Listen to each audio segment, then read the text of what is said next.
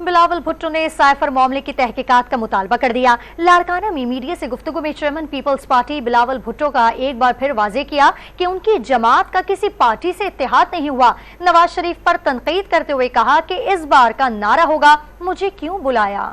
Relief تو نظر آ رہا ہے کہ مل رہا ہے ماشاءاللہ خان صاحب، مگر سائفر کیس ایک بہت سیریس ایشو، اس پہ پورا کا پورا انویسٹیگیشن ہونا چاہیے اور حقیقت ملک کے سامنے بھی ہونا چاہیے۔ یہ بہت بڑا نیشنل سیکیورٹی بریچ ہوا۔ میرا خیال میں عدالت کو اس ایشو کو اسی سنجیدگی کے ساتھ لینا چاہیے جتنا اس نے ہمارا نیشنل سیکیورٹی پہ بہت سوالات اٹھتے ہیں جس کا جواب ہمیں ملنا چاہیے۔ ایک پورا طریقے سے یہ حکومت انویسٹیگیشن کرے یا جج صاحبان خود ایک جوڈیشل انکوائری کرے کہ سائفر کے پیچھے کہانی کیا ہے۔ جہاں تک اتحاد کی بات ہے، پاکستان پیپلز پارٹی اپنے زور پہ یہ الیکشن لڑ رہی ہے۔